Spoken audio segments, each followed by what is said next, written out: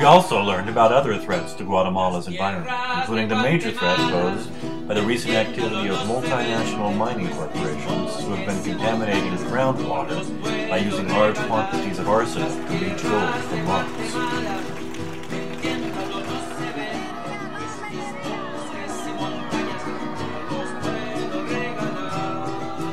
The following brief news story from the Arab news station Al Jazeera sums up the controversy. This is the Marlin Mine, the largest gold mine in Guatemala. The Canadian-owned mine accounts for 95% of Guatemala's precious metal exports. But since operation started in 2007, opposition to the mine has grown. Human rights workers and residents have accused the mine's owners of exploiting local communities. Most worrying, they say, is the use of highly toxic cyanide to separate gold particles from the rock in a process known as leaching, a method that has been banned in several countries. After processing, the cyanide-contaminated water is dumped into this tailing pond a few hundred meters from people's homes. Some residents claim this dangerous waste, along with heavy metals such as mercury and lead, are making their children sick.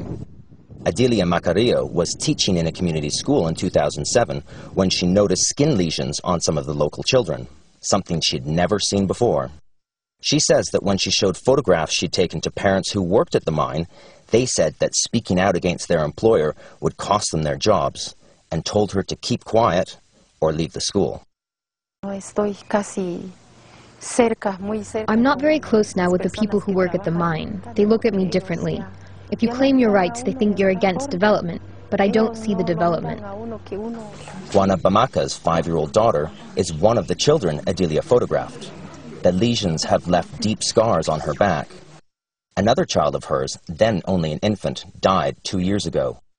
Juana remains convinced that chemical waste from the mine was to blame. We're angry with the mine because of the damage it's doing to us. Goldcorp, Marlin's parent company, denies these accusations. Although no one was available at the time of Al Jazeera's visit, they sent this statement. Investigations have been conducted in Guatemala by credible experts, trained medical staff, government agencies, international institutions, and Goldcorp in response to allegations of medical illnesses and skin rashes. No evidence exists that these conditions are related to the operation of the Marlin mine in Guatemala. Mine management point to the nearly $9 million of royalties paid to the government and local communities, the schools they've helped fund, and the more than 1,000 jobs they've created for local people. Mayra de Serrano has been selling groceries to the mine's cafeteria since 2001 and doesn't want the mining to stop. When people started protesting against the mine, we realized that the moment the mine closes, we'll have to leave San Miguel to find work. Jobs here are scarce. But the economic benefits and assurances by Goldcorp that its mine poses no health risks haven't quelled growing concern. As a result of the Marlin mine's operations here, more than 500,000 people across western Guatemala have voted against mining projects, sending a strong message to the government. In 2008, Goldcorp was kicked off Canada's respected JATSE Index, which rates companies for investors based on how socially and environmentally responsible they are. It's now up to Goldcorp to decide how best to address the community's concerns. Until that happens, residents and activists say they will continue their resistance to the Marlin mine.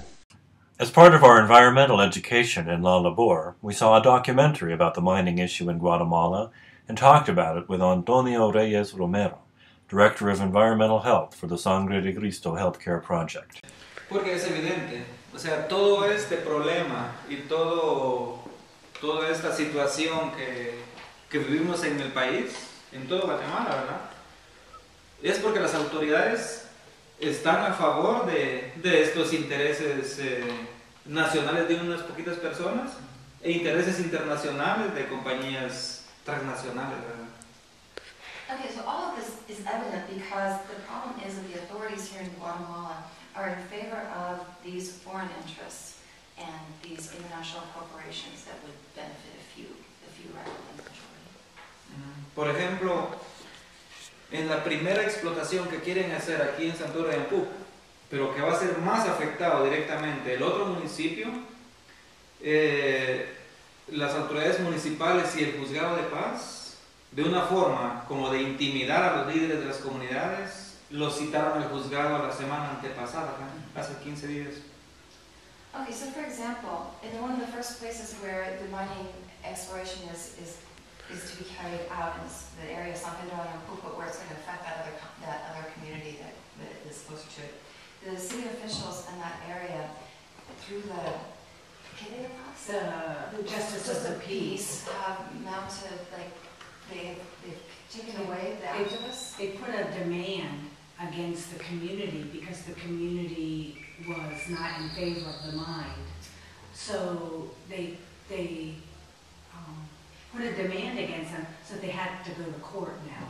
Understand that putting a demand is like suing. Oh yeah, that's what they're suing the community who's resisting the mining efforts. So the government officials are suing their own community because the community is not in support of the mining company coming in. The multinational corporations bent on extracting gold from Guatemala, whatever the cost of the indigenous population, resonate eerily with much of Latin America's tragic history. Nearly 500 years ago, Spanish conquistadores landed in Guatemala with the same intentions and decimated the Mayan population in the process. Every schoolchild in Guatemala knows this story, which was reenacted for us at our farewell dinner in La Labor. Spanish gold mining was followed in rapid succession by Europeans and North Americans in search of sugar, coffee beans, bananas, and petroleum, natural resources in plentiful supply in Guatemala that, ironically, have almost never benefited the people. And though many people in Guatemala are angry about this most recent round of colonial exploitation, they are not angry at all North Americans. We found no shortage of people willing to open their arms to us in sincere friendship. This was their gift to us. Our gift to them was to listen to their stories, their history, and their dreams of the future. The final performance at our farewell banquet asked us to listen deeply to the words of a child and the nation that she represented. ¿Qué quiero ser cuando sea grande? Todos los pequeños nos preguntamos eso, pero por ahora no lo sé. Me esfuerzo día a día con mis tareas y me imagino ser alguien exitosa, maestra, licenciada, cocinera, madre, albañil. Por ahora no lo sé, pero me da tristeza imaginar que en mi Guatemala, mi eterna primavera, poco a poco se duerme en el ocaso y no sé si mis sueños se podrán hacer realidad. Oh árbol bello, ¿dónde estás? Si no hay suelo fértil, donde tu raíz se aferra en la vida. Monja blanca, ¿dónde estás? Si no hay árbol que acaricie tus raíces, la bandera no ondea libre al viento, ni tendrá más azul y blanco esplendoroso, porque mi cielo gris será, y las notas de mi marimba no se escuchan más. Tú, mi padre y yo tenemos en las manos que mis sueños y los tuyos se hagan realidad, sembrando árboles y dándoles libertad, porque lo que le pasa a la flora y a la fauna le pasará también al hombre. El murmullo de los ríos es la voz del Padre mío, y escucho la voz de un niño. No importa lo que quiero ser, siempre y cuando pueda vivir y crecer para ser alguien de bien, porque el que encuentra un buen motivo para vivir, encuentra un gran motivo para morir. Patria Guatemala, legendaria, histórica y bravía, tierra de la marimba y la chirimía, tierra del quetzal y del premio Nobel, rodeada de leyendas, paisajes y fantasías, pirámide de sueños inmortales, cúmulos de bellezas naturales, pentagrama